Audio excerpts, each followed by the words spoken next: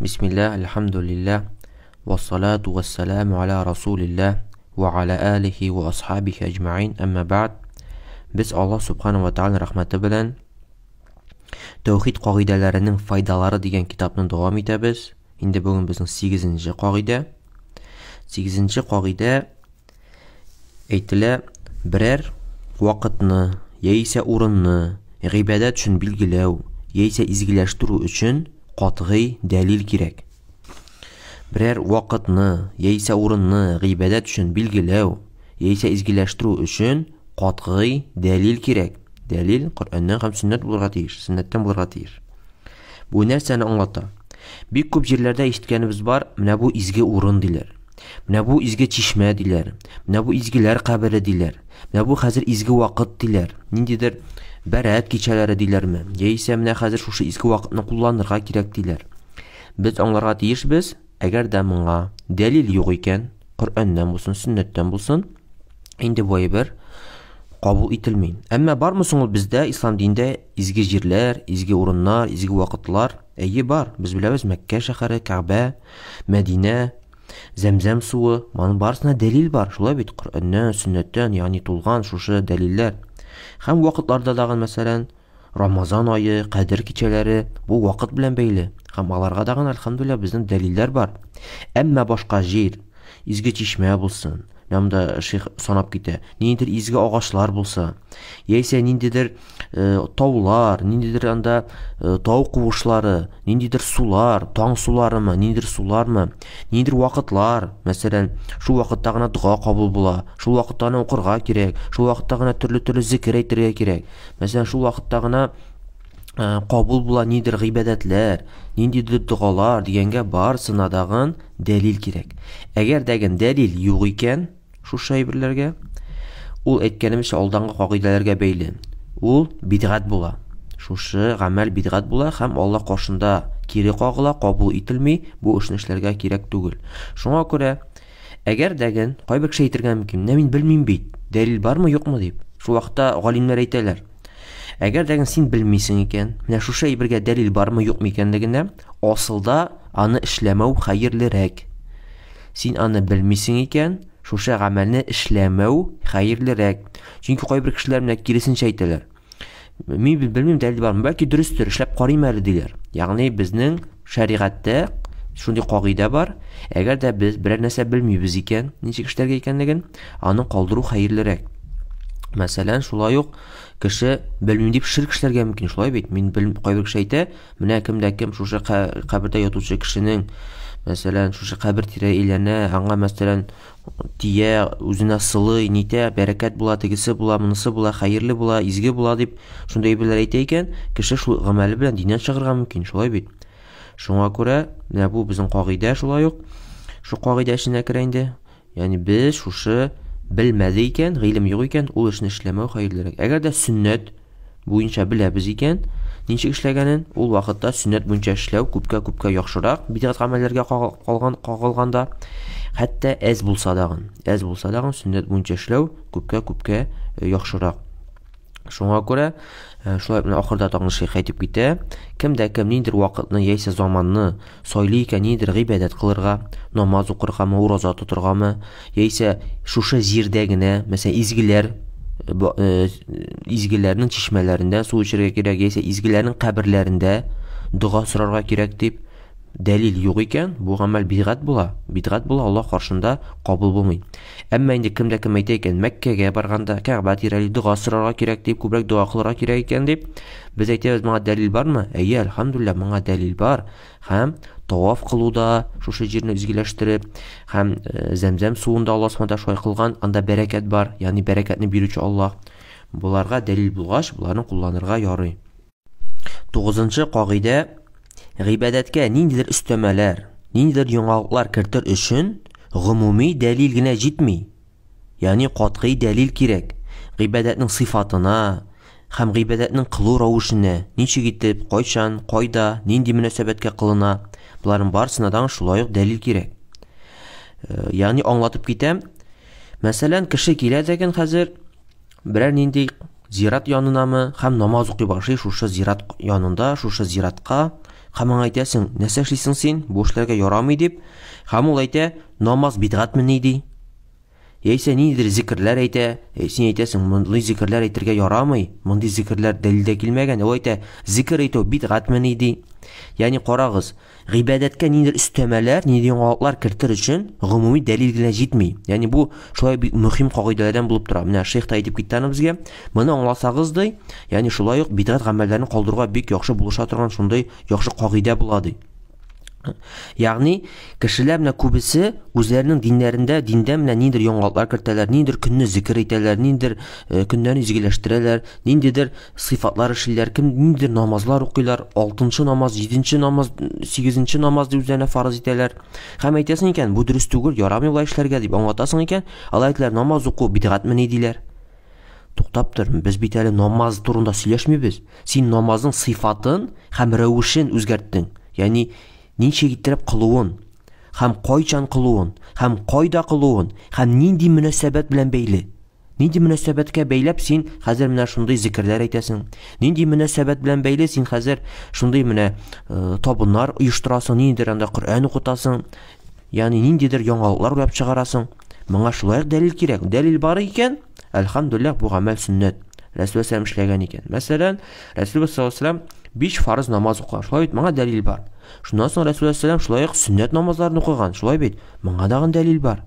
Рәсул сәлам ниндидер зикрләр әйткән. Шулай бит, зикрләр бар. Әлхәмдүлилләһ, Рәсул зикрләре иң яхшы зикрләр. Әмма кеше килә дигән, мәсәлән, 10 тапкыр, мәсәлән, кемдә кем кул Аллаһын укый, мәсәлән, ниндидер намазда, мәсәлән, төнге 12дә, һәм шундан соң ниндидер зикрләр әйтә, һәм шунда мәсәлән ниндидер сүзләр әйтә, һәм ниндидер мөнәсәбәт белән бәйли, һәм шулай ук ниндидер рәвеш белән эшли, ягъни утырып укыймы анда, басып укыймы, кыйблага карамыйча укыймы, яисә утырып укыймы, яисә менә шулай укырга кирәк дип әйтә икән, без әйтәбез, моңа дәлил бармы? Моны Рәсул сәлам эшләгәнме? Һәм гомуми дәлил генә монда җитми. Ул әйтә, намаз укырга бит бидгат түгел, намаз укып бит фарыз, әҗер аңа, ягъни күп әҗер була ди. Biz әйтәбез, әйе, намаз укырга әҗер, әмма син ничек аны укыйсың, һәм кайчан укыйсың, һәм кайда укыйсың, ягъни изгеләр нәсәсендәме, каберендәме, яисә ниндидер ярамый торган җирдәме, һәм нинди мөнәсәбәт белән бәйлисең, моңа шулай ук дәлил кирәк. Һәм дәлил юк икән, без әйткәнебезчә, алдан біз әйтеп киттек, дәлил юк икән, бу гамәлне калдыру кирәк. Моның белән Аллаһ разый түгел, Аллаһ моны гамәлне кабул итми. Ничек итеп без Айша радиллаһу анха хадисен әйттек, "Мен амила амалан лейса алейхи амруна фахуа рад." Нинди генә гамәл кеше эшләмәсәң безнең динебездә, аңа дәлил юк икән ди, Рәсүлбез саллаллаһу алейһи ва әйтә, ул ди кире кагыла ди. Ягъни Аллаһ аны кабул итми ди. Менә һәр вакытта шу кагыйдә белән яшәргә тиешбез без. Ягъни әгәр дәлил юк икән, ул гамәл эшләмәү яхшы. Әмма дәлил бар икән, инде ул гамәлне эшләргә ярый. Хәтта күбрәк эшләргә кирәк сөннәт гамәлләрне. Сөннәт гамәлгә нык тотынырга кирәк. Без әйткәнебезчә, алдан Аллаһ субханаһу ва тааляның яратуына ирешәбез. Әгәр дә кеше сөннәткә нык тотына икән, сөннәтне күтәрә икән, сөннәт буенча эшләргә тырыша икән, бу иң зур, иң яхшы гамәлләрдән булып тора. Шуңа күрә кайбер кешеләр менә кызганыч гыйбадәтне ничек кылырга кирәк икәнлеген белә. Шушы әйберне кылмау дөрес икәнлеген белә, мәсәлән, бидгат икәнлеген. Әмма үзе бик әз гыйбадәт кыла. Ягъни Аллаһ субханаһу ва тааля яраткан гамәлләрен бик әз эшли. Хәзер шундый кешеләр чыга башладылар, менә кешегә бу дөрес түгел, теге дөрес түгел, монысы дөрес түгел, тегесе дөрес түгел дип әйтә беләләр, әмма асылда үзләре, ягъни бик әз гыйбадәт кылалар. Безнең асылда кешенең гамәле күрсәтергә тиеш кешенең изге икәнлеген, яхшы икәнлеген, дөрес юлда икәнлеген, теле түгел. Ягъни Рәсул сәлlam карап карасак, ул әз сөйли иде, әмма бик күп эшли иде. Һәм кешеләргә бу бик каты тәэсир ясый иде. Шуңа күрә дәгъвәттә, туганнарга дәгъвәт кылганда без күбрәк үзебез яхшы гамәл кылырга тиешбез. Яхшы яктан күрсәтергә тиешбез. Хәтта алар начар сүз әйтсә дә, каршы сүз әйтсә дә, без каршы сүзне, ягъни аларга җавап бирмичә, матур итеп яхшы гамәл белән кайтарга тиешбез. Бирәк тә туганнарга, бирәк тә бездән өлкән булган кешеләргә, бирәк тә шушы динне белмәгән кешеләргә динне матур яктан күрсәтергә кирәк. Карап карасагыз, менә сахабәләр ничек шундый зур уңышка ирештеләр? Чөнки алар Рәсул сәлламны күрделәр, күпме гамәл кыла иде, ничек ул әз генә сөйли иде, әмма бик күп файда китерә иде. Шуңа күрә бу үзенә күрә бер насихат, без үзебез изге гамәлләргә тотынырга тиешбез һәм Аллаһтан да сорарга тиешбез. Аллаһ җиңел безгә изге гамәлләрне кылырга Я Раббым, җиңеләйт безгә менә кешеләрне тур юлга чакырырга дип, ягъни шулай без күбрәк кылырга тиешбез. Алла Субхану ва Тааладан дуга бер Аллаһтан гына. 10-нчы кагыйдә ла илаха иллаллаһ сүзе, ягъни тәүхид кәлимәсе дип әйтик. Дөрес була шул вакытта гына, кайчан аның шартлары үтәлә. Аның шартлары үтәлә һәм аны ничек иттереп, дөрес иттереп кулланырга. Ягъни монда әйтәсем килә, безнең хадис бар бит инде, кемдә кем ла илаха иллаллаһ дип әйтә, ихластан ул кеше җәннәткә керә. Әмма кайбер кеше әйтә дә, мин ла илаха иллаллаһ дип әйттем, шо мин хәзер җәннәт әһлеме инде дип әйтеп куйган мөмкин. Шулай бит инде. Хадис бар бит, мин ла илаха иллаллаһ дип әйттем, димәк мин җәннәт әһлеме дип әйтергән кайбер кеше. Әмма галимнәр әйтә, син җәннәт әһле диләр, әмма дә ләкин әгәр дә син аның шартларын үтисең икән, аны юкка чыгара торган әйберләрдән ерак буласың икән, һәм аны дөрес иттереп үтисең икән.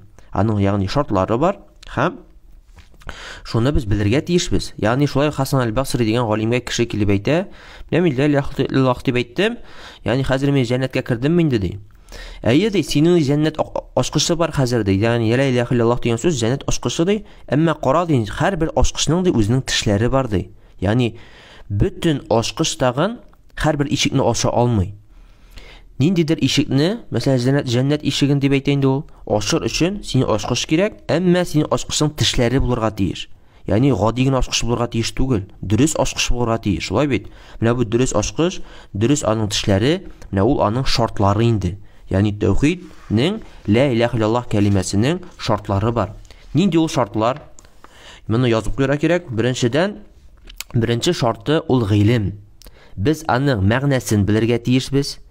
Һәм нәрсә шушы ла илаха иллаллаһның шушы мәгънәсе, һәм нәрсә ул раслый, мәсәлән, кемгә гыйбадәт кылырга, һәм нәрсәне ул ярамый ди гыйбадәт кылырга. Ягъни без беләбез, шушы ла илаха иллаллаһның әркәне бар.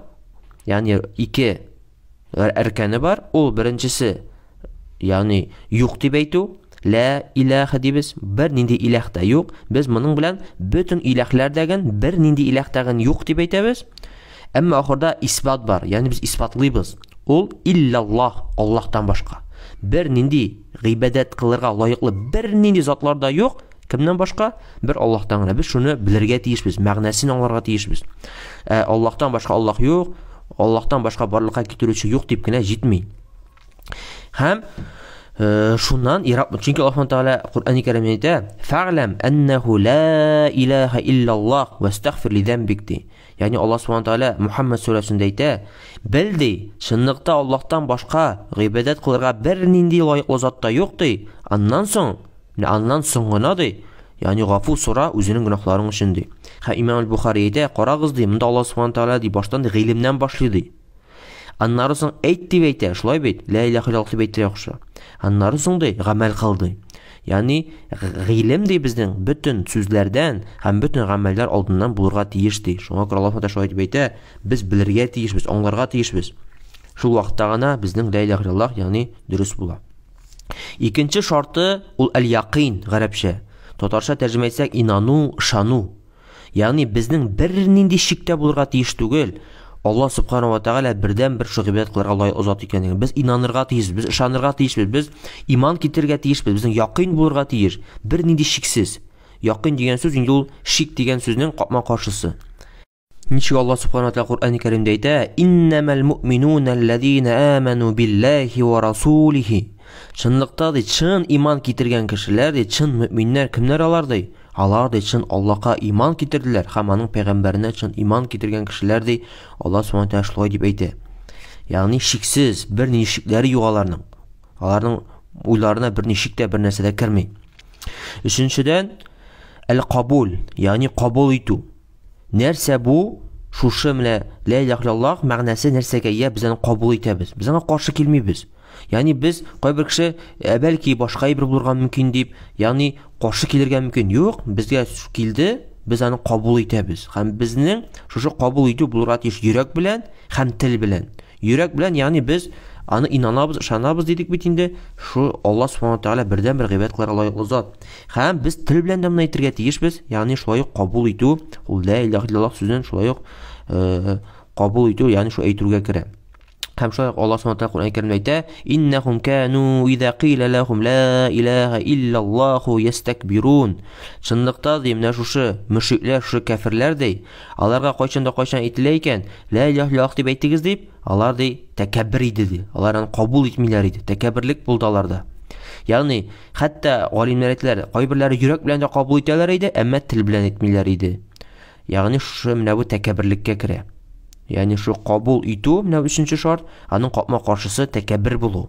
Кайбер кеше йөрәк белән һәм тел белән дә каршы була, кайберләре йөрәк белән кабул итә, ул белә, әмма кешедән куркыпмы, яисә мин турында начар сүзләр әйтерләр дипме, яисә әби бабай динен ташладың син дип әйтерләр өчен дипме, тел белән әйтми икән, шулай ук бу ла илаха иллаллахны әйтмичә кеше шулай ук буның шартларын үтәмәгән була. Дүртенче шарты ул әл-инқият, ягъни буйсыну. Ягъни буйсыну, нәрсә ла илаха иллаллах бездән нәрсә эшләргә, нәрсә нинди гамәл кылырга тели, без шуны буйсынып кылырга тиешбез. Һәм нәрсә ла илаха иллаллахка капма-каршы килә, шулай берне без калдырырга тиешбез. Ягъни аннан ерак булырга тиешбез. Ничек Алла Субханаһу ва Тааля Куръан-ы Кәримдә әйтә: "Ва нибу иля раббикум ва аслиму лаху." Чынлыкта Алла Субханаһу ва Тааляга килегез, ягъни тәүбә кылыгыз ди, һәм аңа буйсыныгыз ди. Ягъни Алла Субханаһу ва Тааля нәрсә тели, без шуңа буйсынырга тиешбез, һәм нәрсә ул яратмый, һәм нәрсә ул харам кылган, аннан ерак булырга тиешбез. Һәм бишенче шарт ул ис-сидq, ягъни ялганны юк итә торган дөрестлек. Ялганга каршы килә торган шушы дөрестлек. Калып белән нәрсәгә ышанабыз, без шуны тел белән әйтергә тиешбез. Ягъни без шушы менә бу ла илаха иллаллах шарты дөрес икәнлегенә ышанырга тиешбез, һәм шушы ялганлыктан ерак булырга тиешбез. Кайбер кеше, мәсәлән, мунафиклар әйтергә мөмкиннәр бу сүзне йөрәк белән ышанмыйча, шулай бит. Без беләбез, Рәсул саллаллаху алейһи вакытында алар үзләре мөселман дип йөриләр иде. Әмма күпме зыян китерделәр мөселманнарга, күпме шушы мунафиклыгы белән шушы кешеләрне алдала, без мөселманнар дип йөреп, алдалап йөрделәр. Ягъни булар дөрестлек булмаган, булар дөрестлектә булмаганнар. Алар шушы бу дөньяның файдасы өчен генә шулай итеп йөргәннәр. Һәм шуңа күрә ничек Алла әйтә: "Иннал мунафиқина фи даркил асфали минан нар" ди. Чынлыкта мунафиклар ди, шушы җәһәннәмнең иң куркыныч, иң кайнар җирендә, ягъни шу җәһәннәмнең төбендә булачаклар ди. Шушы менә бу гамәлләре өчен. Ничек итеп бу күрсәтеп тора шушы куркынычлыгын. Һәм моны кеше аңларга тиеш, белергә тиеш. Ягъни һәр вакытта дагы син Аллаһ белән араңны дөрестләттең икән, Аллаһ Субханаһу ва Тааля өчен генә гамәл эшләдең икән, ул гамәлнең иншаллаһ файдасы була. Әмма нидер гамәлне кеше ризалыгы өчен эшләдең икән, белегез, буның бер ни файдасы да юк Аллаһ каршында дагы, һәм теге кешеләр каршында дагы бер файдасы дагы бәрәкәтдән булмый. Шуңа күрә бөтен гамәлне, изге гамәлләрне без фақат Аллаһ ризалыгына эшләргә тиешбез, кылырга тиешбез. Һәм алтынчысы шарт ул ихласлылык. Ихласлылык, ягъни дөрес ният. Аллаһ ризалыгы өчен генә эшли торган ният. Бөтен гамәлдәген безнең әйткәнебезчә Аллаһ ризалыгы өчен генә фақат ихластан гына эшләргә тиешле. Иншаллах Аллаһ Куръан-ы Кәримдә әйтә: "Әла лиллаһи динул халис." Чынлыкта Аллаһ Субханаһу ва Тааля каршында дөрес дин ул ди ихласлы. Менә шу Аллаһ ризалыгына кылынган дин, шул вакытта Аллаһ Субханаһу ва Тааля аны кабул итә, дөрес дин булып санала, шу ихласлык аркасында. Һәм шушы ихласлык, әгәр дәген галимнәр әйтәләр, шушы ихласлык булмый икән, шушы менә бу ла илаһа иллаллахта, димәк инде аның капма каршысы, димәк ширк була. Ягъни Аллаһка тиңдәшлек китергән була. Шуңа күрә бу шулай ук мөһим булып тора һәрбер гамәлдә, һәм ла илаһа иллаллахта бигрәк тәген шушы ихласлылык булырга тиеш. Һәм 7нче шарт безнең ул мәхәббәт. Шушы ла илаһа иллаллах кәлимәсен, ла илаһа иллаллах сүзен ярату. Чынлыкта ла илаһа иллаллах кәлимәсе ул Аллаһ Субханаһу ва Тааляның бөтен камиллеген күрсәтүче. Бер Аллаһка гыйбадәт кылырга тиешле зат икәнлеген күрсәтеп торучы шушы кәлимә булырга тиеш. Һәм узам яратырга тиешбез. Һәм шушы шартларына ияргә тиешбез. Шушы менә бу мәхәббәт булмый икән, шушы ярату булмый икән, димәк инде бу ла илаһ кәлимәсе дөрес шартларга үтәлмәгән була. Чынлыкта Аллаһ Куръан-ы Кәримдә Бакара сүрәсендә әйтә: ومن الناس من يتخذ من دون الله أندادا يحبونهم كحب الله والذين آمنوا أشد حبا لله. Чынлыкта ди, кемдә-кем Аллаһтан башка кешеләр ди, ниндидер затларны алалар ди, аларны яраталар ди, Аллаһны яраткан кебек ди. Әмма чын иман китергән кешеләр ди, бөтен нәрсәгә караганда дагы ди, Аллаһны гына яраталар. Менә бу иман китергән кешеләр. Барлык нәрсәдә бер Аллаһны гына яратырга тиешле. Менә бу кыскача гына шушы менә ла иляха илляллаһ кәлимәсе кайчан дөрес була, нинди шартлары һәм нәрсәне юкка чыгара, менә бу шулай мөһим кагыйдә булып тора. Чөнки күбез ишеткәнбез. Мин ла иляха илляллаһ дип әйтәм ди. Мин ла иляха илляллаһ кәлимәсен әйттем, инде мин мусульман ди. Шулай бит. Әле бу ла иляха илляллаһ дигән кәлимә әйткән сүз дөресме ул, юкмы? Менә әле кичә генә Шейх Салих ас-Синди дигән монда Мәдинәдә акыйда фәне укучы бик көчле галим әйтте. Менә ла иляха илляллаһ кәлимәсен белү ди, ул ди һәрбер кешегә фардул гайн ди, ваҗиб булып тора ди. Кемдә кем аны белми ди. Фардул гайн дигән сүз нәрсә аңлата? Уллы кешеме ул, яшь кешеме ул, әле бәлигъгә гына җиттеме ул, яисә үлеп барамы ул, ирме ул, хатын-кызмы, хәерчеме, байма, бөтен кешегә ул аны белү тиешле. Кемдә кем аны белми, кемдә кем аны аңламый, димәк ла иляха илляллаһ кәлимәсен аңламаган була, дөрес гамәл кылмаган була. Шуңа күрә ул бик мөһим булып тора.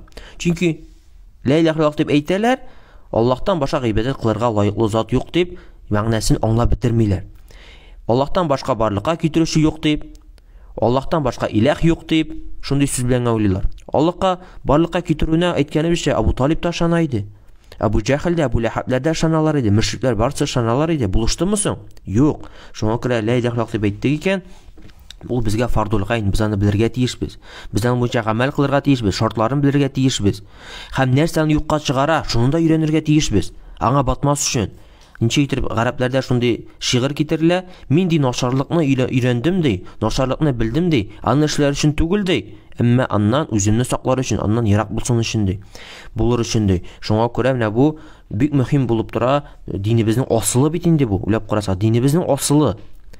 Кайбер кеше килә дә менә диндә шундый әйбер бар, монда әйбер бар дип, ягъни фикхларны өйрәнә, хадисны өйрәнә, әмма диннең асылын белми. Диннең асылын белми икән, моның дине кайсы гына вакытта булмасын ишелергә мөмкин. Шулай бит, асылы юк. Мәсәлән, без үй салганда өйгә яхшы иттереп, ягъни шушы асылны салабыз яхшы иттереп, шулай фундамент дип атала.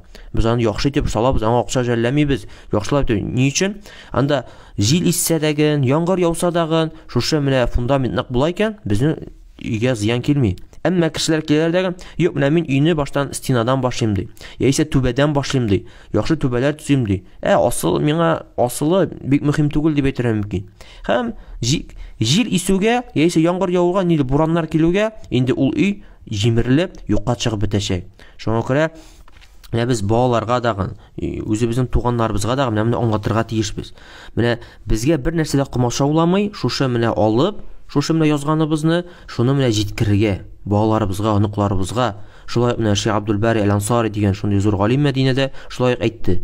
Ягъни менә әни кеше, яисә әби кеше, хатын-кыз асылда ул ислам динендә генә шулай иттереп, ягъни күтәрелә, хөрмәт ителә. Башка диннәрдә бер кая дагын тапмассың.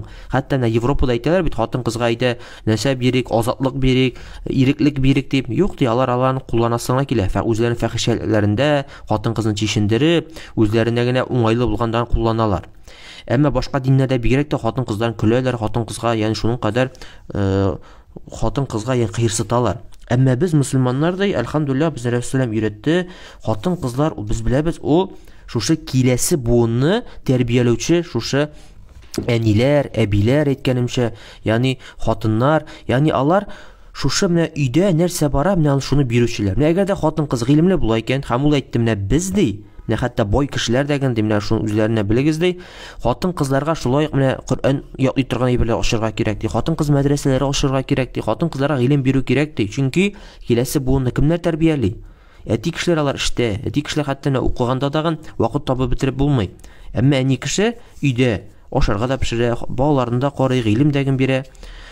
Хәзер инде безнең җирлектә бигрәк тә хатын-кызлар инде эшлиләр, балаларны садиклар тәрбияли. Ягъни балалар бакчасы тәрбияли, мәктәпләр тәрбияли. Аннан соң кешеләр әйтәр, минем балам намаз укыйсы килми, ялык ябасы килми дип.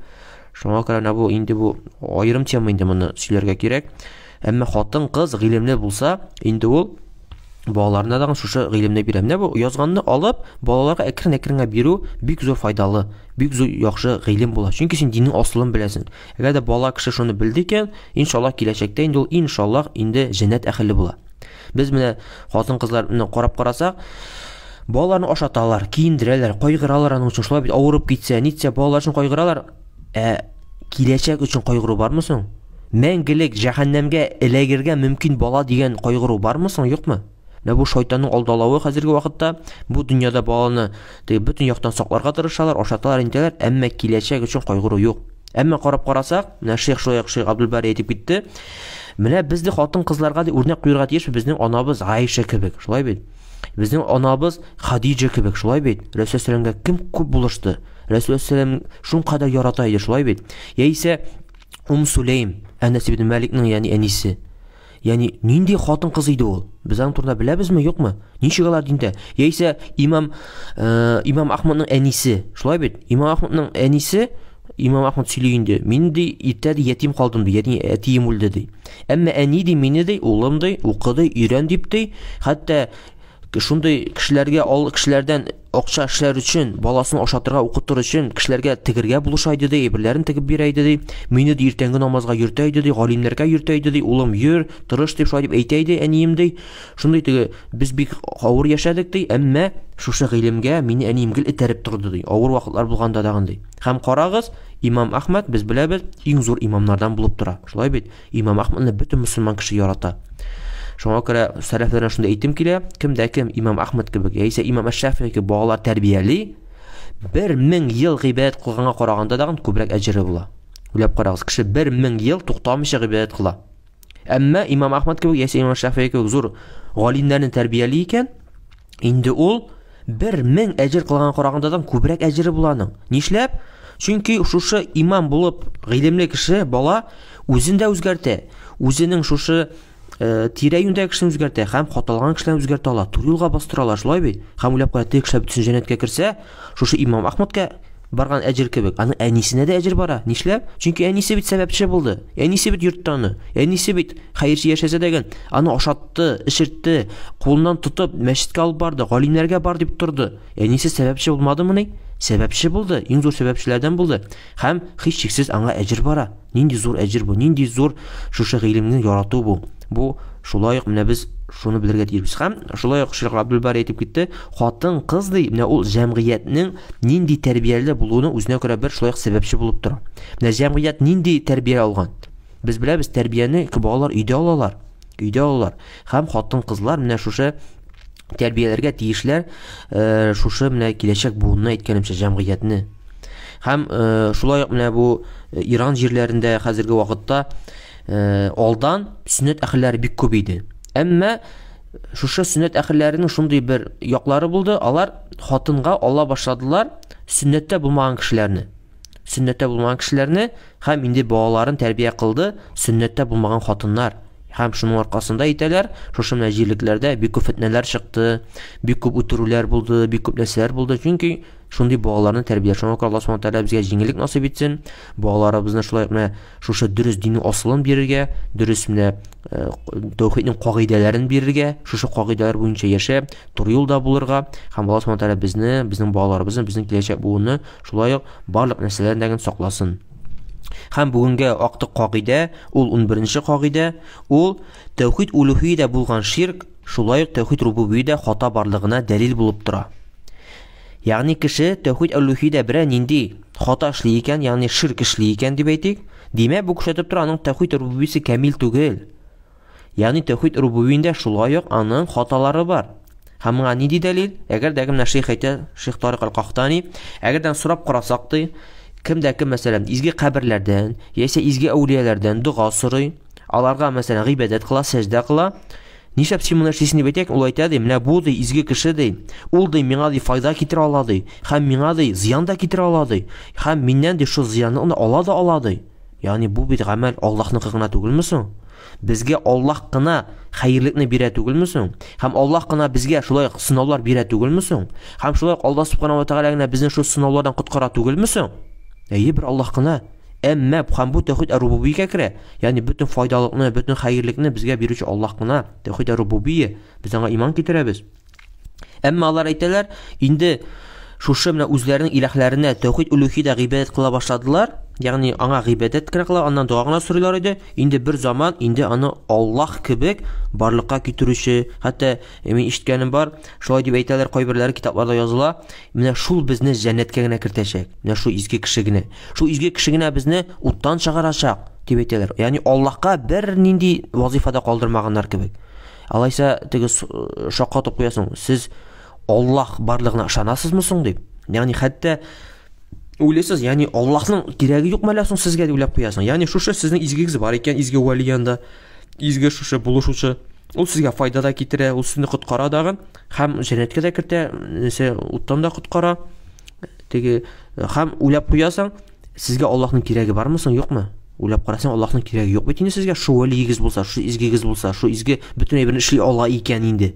Ягъни шуңа күрә бу шулай ук зур кагыйдә булып тора. Кемдә кем тәүхидтә берәр нинди ширк кыла икән, шулай димәк тәүхид рубубиядә аның хаталары бар. Бу берсе белән берсе бик каты бәйләнгән. Берсе белән берсе бик каты бәйләнгән һәм берсендә кимчилек булды икән, димәк инде икенчесендә кимчилек була. Шуңа күрә дөрес юл ул Рәсүлебез саллаллаһу алейһи ва сәллям юлы. Дөрес юл ул менә бер Аллаһка гыйбадәт кылу, ихластан, Аллаһ кушканча, Аллаһ әмер иткәнчә, һәм нәрсәгә каршы килә ул белән калдыру, һәм шулай ук сөннәт буенча гамәл кылу. Шуңа күрә Аллаһ субханаһу ва тааля безгә ныклык бирсен, шушы менә гыйлемне алырга һәм шушы менә язып барырга тырыш, чөнки язып барып, шушы менә безнең укытылган әйбер истә кала. Шулай бит. Аннан соң язып барганда син ашып әйткәнемчә шу балаларга укый аласың. Ягъни бәрбер әни кешене, әби кешене бәрбер тыңлыйлар, шулай бит. Менә әби кешедән оныкларына гыйлем бирә ала. Нәрсә бер ни авырлыгы юк. Әни кешедән бирә ала. Һәм хәтта кабул итмәсләр, кайбер кеше әйтә, мине тыңламыйлар, нитмиләр ди. Әмма син бәрбер тырыш. Көннәдән бер көнне сез үлеп китсәгез дәгән, сезнең шушы менә безгә әни шулай дип әйтә иде дип, кем белгән, бәлки алар туры юлга бассыннар. Һәм әгәр тыңламасалар даган, алар белән акырышып, нитеп әрләшергә кирәк түгел, әмма үзенекен һаман эшләргә. Бүген тыңламадылар, ашарга утырдылар икән, шунда сөйләп ал. Кунакка бардан икән, шунда сөйләп ал.